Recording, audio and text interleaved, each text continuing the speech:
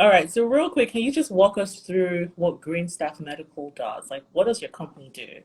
Absolutely. There are many divisions of Green Staff. We are part of a larger company called ICG and ICG International. And we have offices throughout the world in Johannesburg, South Africa, which is where our president is right now. Our CEO is going to his annual Nice. company meeting in Johannesburg. He just finished it last night in India. Hmm. So we have an annual company meeting. I am on the US side. And so my annual company meeting will be next year in London. So I can't wait Awesome. to attend. That will be Great. fantastic and fun. Hmm. But we are in the world of nursing, providing healthcare staff to doctors, hospitals, clinics, wherever's needed. During the pandemic in Canada, all of our nurses staffed the COVID sides when you came into the airport. So those were our nurses that were taking the swabs, that were processing the specimens, and making sure that it was safe to fly. So we Right. have a large obligation, a global obligation to help in the world of nursing and healthcare. Okay. Love All it. right. And I just realized that I don't have the topic of this live of the discussion we're having at the top of the screen. Usually I'm supposed to like add it, but I just assumed since it was scheduled, it would automatically be there. So I want to just state that the topic for today is how to gain a U.S. permanent visa or green card as an international nurse. Now, Yes. that could be for individuals who are abroad and are looking to come into the U.S., and also for individuals who are within the U.S. and are looking to change status. Correct? Does that apply to them? Absolutely. Okay, perfect. So, I mean, you're the expert, so I'm going to turn it over to you and just walk us through what eligibility looks like, right? Sure. Who are the people who are eligible to actually partake in this process? So, just, Absolutely. Well, let me kind of start by telling you why I feel this obligation to help. I've always been in healthcare. I started my career in healthcare as a pharmaceutical rep.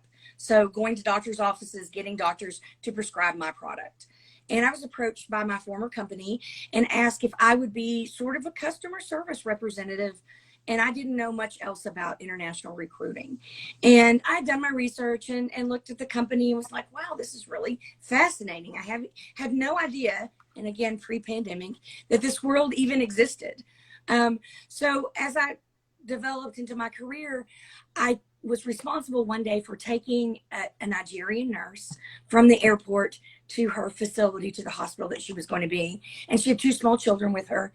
And we got in the car and we're driving. We have about a 2 hour drive. And I said, listen, kids, listen to music, do whatever you want, relax. If you're hungry, thirsty, whatever, my job is to take care of you. And she just kind of looked at me. She said, can I close my eyes and go to sleep for a couple of hours? And I was like, of course, why? And she goes, I finally feel safe. I finally feel like I can let my guard down and nothing's going to happen to my children. I feel safe. I haven't slept this entire trip. I was like, oh my gosh, sleep, sleep, sleep. And I didn't think anything more about it until that night in my hotel room. And I thought, mm, oh my gosh, I've been challenged to not only take this nurse from an airport to her new location. I've changed her life. She packed mm, up everything that she and her children owned, and it's in the back of my SUV, and I'm driving them to their new lives. This is not something that I take lightly. This is something that I right, take serious. Right. This True. woman entrusted me to Right. start her new career, her new life, her new path with her children, and that had such an impact and such a profound statement on me that I knew I would never change careers. I knew I would never go back. I knew this is where I was meant to be, and that you have that higher calling, if you will, and that's where I've been placed to do this. So it is of utmost the honor and privilege that I feel to be able to help guide nurses to their career, but on their next path. I always say that I'm changing generations one nurse at a time. Right. It is not lost on me the peril that any nurse, but any immigrant goes through. Just because I was lucky enough to be born in the US, right. I'm two generations out. I'm the lucky one. You know, Right. I truly am blessed, and it's You not are. lost on me. So I want all of you to know that that is something that we at Green Staff, I take seriously, and my recruiters take seriously. My staff take seriously. This is not a job to us. This is a calling. And I think that's very important when you look at other companies that are out there. And there are lots of other companies. And that is something that I think is of utmost importance. And I wanted to stress that. So now the fun part. No, absolutely. I Awesome. mean, That's I'm great. really, yeah, so Yeah, glad you Stacy. shared, because that really shows not just the part that you care, but it's how you're changing lives, and that's why we're Right. here, right? And That's Because Stacey, you're yeah, impacting a lot of lives. So you understand that those lives that you're impacting have changed forever. So hmm, it's well, more, it's not just you're helping immigrants or trying to make people transition into a change of career, but you're actually changing their lives. And that is exactly. more very impactful. It's just like nursing. You see what I well, mean? thank you. And I appreciate that. I try, I was very fortunate. My parents were able to send my sister and out of college. My stepdaughter was not so fortunate. Her parents were in a different circumstance. And then when I met my husband and met my stepdaughter, I think we've changed their lives. We've changed our grandchildren's lives.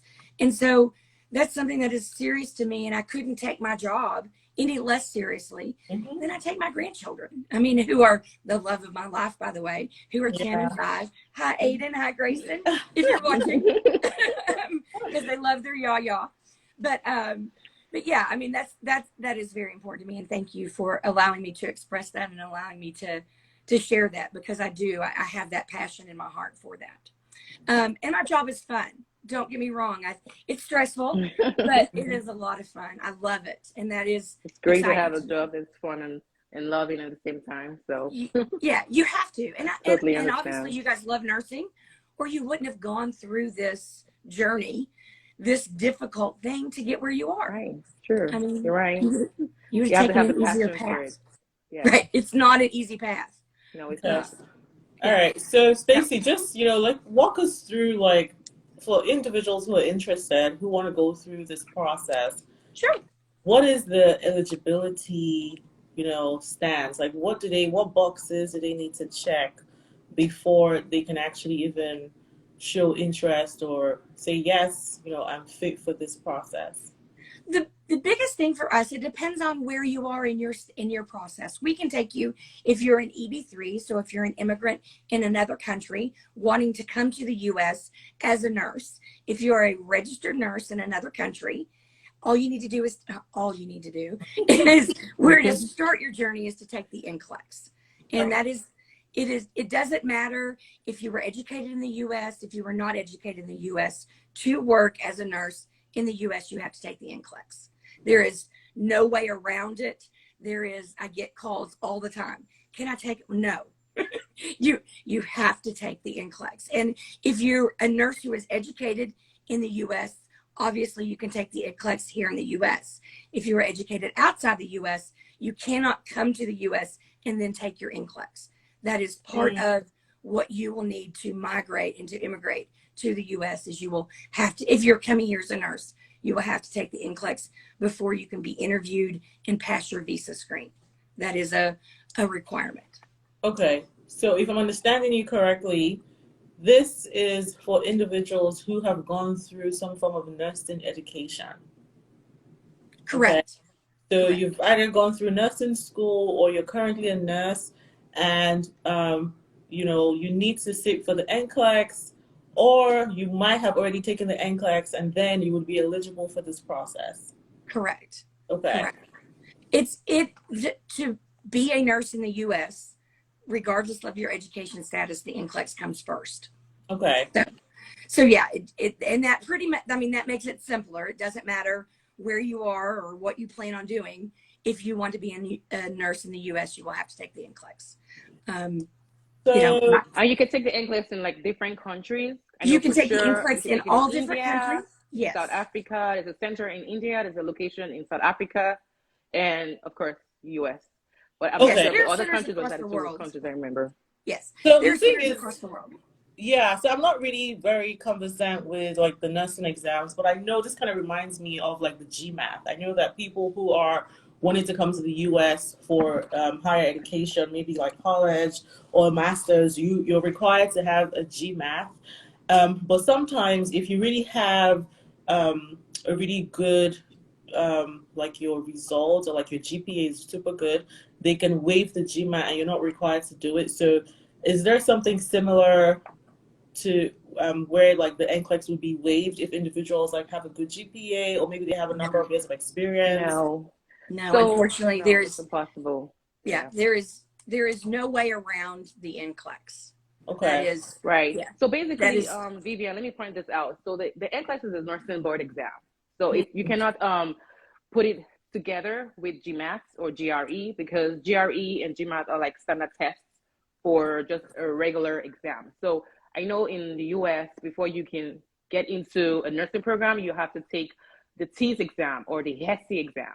So you can actually pair the GMAT and the HESI exam or the TEAS exam together with that.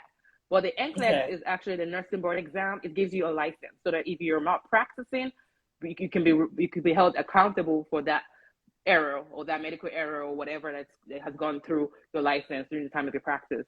So that's what she's trying to say, that you have to take that board exam. It just shows competency that you're able to actually practice in the US. Okay. Okay. Yeah. I think that'll be good to know for people who are novices like myself who don't know about the nursing industry. So that's good. sure. Now, how about for individuals who are coming from non-English speaking countries? Do they have to take the English test? I know there's like I think it's called the IELTS. ELTS. The IELTS. Yeah. Yeah, IELTS. The IELTS is the most popular, and that is Okay. IELTS. LTS. And then the other exam that USCIS is now accepting is the Pearson exam. So there are two different exams, and that is new. The USCIS does not have the Pearson exam, the PEA, or sometimes called on their website. But I've called and I've spoken to USCIS, and they have, that is part of what they're adding to their website, is that you can take the Pearson exam. And I know that there are Pearson examination sites throughout the US, where I don't know that there are necessarily NCLEX sites throughout the US. The NCLEX seems to be a standardized test, whereas the Pearson is a person that is sharing that exam. I mean, it's not just one person, but it started out that way. Hence the gentleman's name, Pearson. And so he and his company built centers across various countries and continents, and now that is eligible to stand for the US as part of in place of the IELTS. It hasn't always been the case. That is brand new. That is a new, I think as of October, they're going to put it on their website, but as of last October, that's now eligible. USCIS makes changes in October. I don't know why they've picked that month, but that's when they typically make a lot of changes. Okay. All right. So regardless of an individual's results of like GPA from school or qualifications, as long as they have the NCLEX, they're eligible to start this process. Yes. Well, Well, the NCLEX is key. Yes. The NCLEX is key. It's key. It's Okay. key. All right. Because Cool. it proves to the US government that you are a serious contender for a nurse. And the US government knows that that's a requirement to be a nurse. So they're not going to let anyone in or start the visa process or even have your embassy interview until you have some pieces in place, which is that NCLEX. Now, if you're an F1 student, which just means that you're working as a student in the United States, you can interview for positions at the hospitals, and as part of your F1 status to come into the United States, you don't have to take the NCLEX, but you will have to take the NCLEX while you're here in the US as part of your education. So you don't have to take it before coming in as an F1 student, but you will have to take it before you can work. And so we do extend offers to F1 students in the US that are contingent upon them passing the NCLEX. So Hospital A says, yes, we like you. You've graduated. As soon as you pass the boards, you can come to work. Right, So, that's a great tool. So after passing the board exam, you're given the opportunity for them to actually work in the hospital system or whatever, jobs that are available. So they don't have to take an exam. So that's correct. the main exam, and then they get ready for practicum or basically just jumping into the work environment, right? Right. The work sector. Exactly. All right. So let me talk. There are several ways to immigrate to the U.S. One of the more popular ways right now is to be a student on your F1 visa. Because of the pandemic, the United States is allowing students to come to the US and study online. That is a new, again, because of the pandemic, they found that there were immigrants on an F1 visa enrolled in college that because of the pandemic had to study online.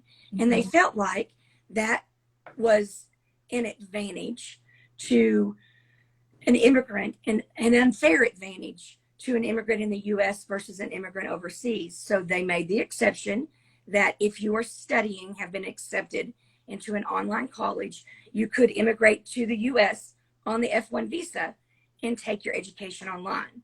Now, eventually to be a nurse, you do have to have the practicum experience, but you can start your education online in the US and come here just by taking online courses. So it isn't necessarily that you have to enroll. And I don't know how long that's going to last, but right now the government is allowing that. So, so that is a little different scenario than just coming here to be a student. So when you do come to the US as a student, you're given 5 years for your visa. And your first 4 years, excuse me, I broke a nail. Your first 4 years are to get your degree and to study. That 5th year is for you to earn money to go back home on. Now, that's called your OPT, and you're allowed to work on your OPT. What Green Staff does and what most international nursing agencies do is we find that F1 student before they start their OPT.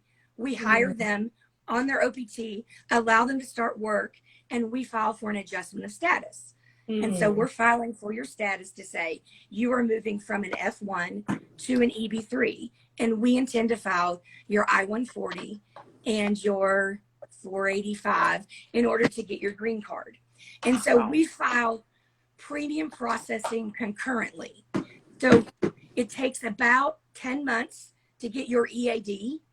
And if we file concurrently, they will then, once they issue your EAD, immediately start your biometric and feedback to transition you over to that EB3. So it is a little quicker process than it is if you come here as an EB3. Right. So if you come here as an EB3 immigrant or an EB2 or a TN, well, I'll talk about TNs later. If you come here as an EB3, you have to have your visa screen. You would have to have your IELTS or your Pearson exam to get into the U.S. as part of your visa screen from your consular processing. You would then need your NCLEX to show that you have that degree, that you've passed. And then we're going to need to see your degree, whatever qualifies you to be an RN in your country. And all of that paperwork is then processed through your embassy with our help, and then you're brought over to your position here. And then that process takes about 10 to 12 months before you get your green card. TN visas work similarly in that you are from the United States, or you're from Canada or Mexico, and you can come on with your offer letter from us. You come to the border, you pay $47.50, I think it is. We reimburse you the $47.50, and you can come in within 3 days and work. You are issued your stamp at the processing in Mexico and in Canada to come right into the U.S. on your TN visa. That is a 3-year visa that is renewable for up to 3 times on that one stamp based on our letter. Our contracts, so everyone now, your EB3, your F1, your TN, everyone's now physically in the United States, and you're on contract with Green Staff. Your Green Staff contract is a 5,600 hour contract. That is approximately 2.5 to 3 years, depending on how much you work. We base that on 36 hours a week. That is your guarantee, which means you will be paid for 36 hours. At 40 hours, the law in the United States is that you start getting overtime, which is a minimum of time and a half. Some companies pay 2, some companies pay 2.5, some companies pay 1.5 plus incentive, but it's a minimum of 1.5 times your salary. Now, the advantage that Green Staff Medical has over the other international agencies is twofold. One, we are going to place you in the hospital next to someone that's working with you as a nurse. You are going to be mirrored pay rate, benefits, 401k, incentive, overtime, everything that U.S. nurse is making. That is how Green Staff designs our program. When we work with a hospital, we design our program to mirror their program. And it is based on that hospital, based on those pay rates, based on whatever that hospital provides for that nurse. Green Staff is going to provide and mirror the same thing. Benefits, 401k, incentive match, whatever it is, we're going to do that. So at the end of your contract, the hospital says, we've treated you so well, will you now join our staff? It's not an obligation. It's not a mandatory. You sign nothing saying that you will work there after your contract is over with Green Staff. But that is the hospital's hope, that they've treated you so well and treated you so nicely, you will come on board with them. And the pay rate is no different because you've already been making it. And now you'll be eligible for the hospitals, whatever they provide. If they provide a sign-on bonus, you're now eligible for that. If they provide, but your basic pay has now been the same. And our hope is you've been there for 3 years.